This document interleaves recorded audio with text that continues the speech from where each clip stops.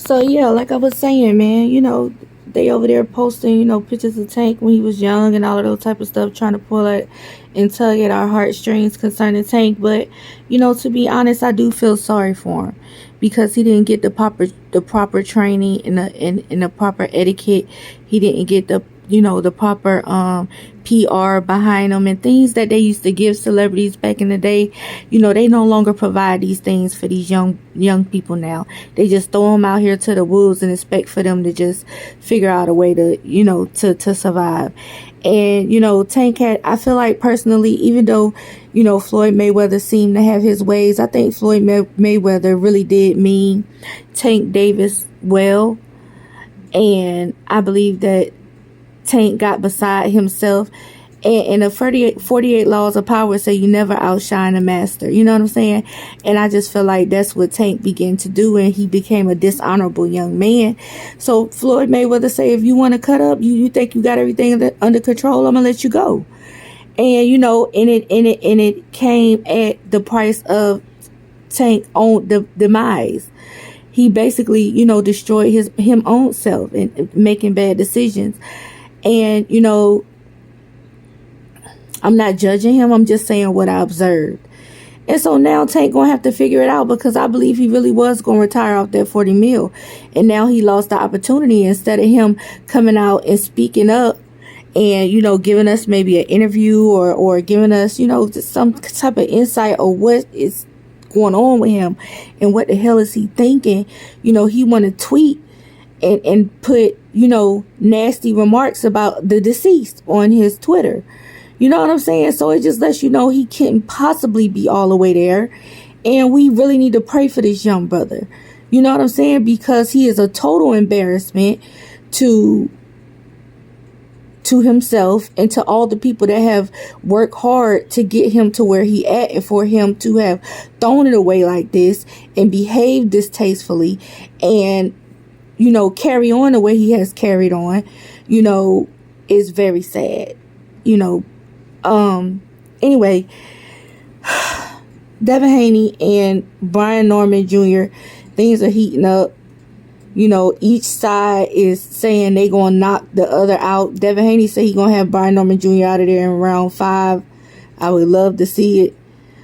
Devin said that about Brian Norman Jr. Brian Norman Jr. said that, bring it. And then he gonna knock Devin out. And so this is a fight I'm extremely excited about. I'm also excited about Conor Benn and Chris Eubank fight. That's just decades of just beef and drama that's gonna come to a head in their clash. That's coming up really soon. I'm extremely, I asked y'all in the last video, do y'all really feel like, did y'all to go back and watch that first fight? Because y'all treated Ben like he just got railroaded the whole fight. He took that man up and through there. He went the whole 12 rounds and he cut his ass. He caught him with a clean flush shot. You know what I'm saying? Every round pretty much. And he didn't go down without a fight. You know what I'm saying? And this second fight gonna be a bloodbath. You know what I'm saying? So y'all comment below and let me know that y'all go back and watch that fight, because a lot of people just feel like y'all act like the man got railroaded and he don't stand a chance. And I'm hearing a lot of people saying that his style just ain't good enough to beat Eubank, and I think that's bullshit. I think he beat the hell out of Chris. You know what I'm saying? If he really want to, if he pace himself and try harder and not get so angry where he make bad decision making in the ring and just get wild. I think if he stay concentrated, stay planted, he can keep catching them with punches like that. You know what I'm saying? I think that when he caught Chris, he didn't do nothing but piss him off, and he wasn't able to keep that same momentum throughout the fight enough to where he could get the win. Chris fought very smart. Conor gonna have to be tighten up. You know what I'm saying? He gonna have to tighten up, and he gonna have to,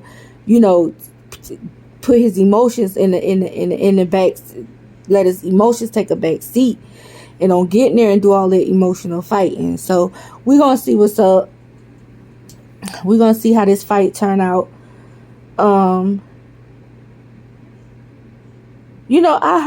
read somewhere they trying to say that Brian Norman Jr.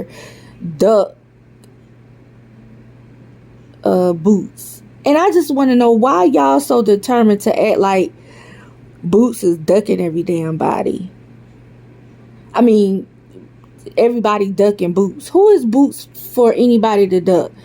To me, he have not done anything so great in the ring against anybody who's remotely on his level for anybody to just say, yeah, I don't want to fight that nigga. You know what I'm saying? I personally don't think Brian Norman Jr. ducked Boots.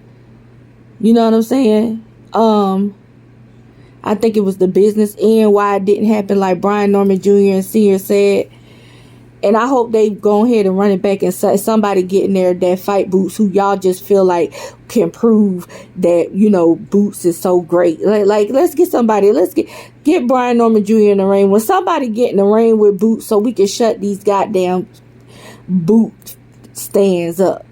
I'm sick of it. Y'all say Terrence Bud Crawford ducking him. Damn well Bud ain't ducking no smoke. You know what I'm saying? So, this shit getting weird. Meanwhile, Boots running from everybody. They trying to put him up. Come on, man. Hell out of here with that shit. But anyway, that's all I got. Y'all comment below. Let me know what y'all think. Peace.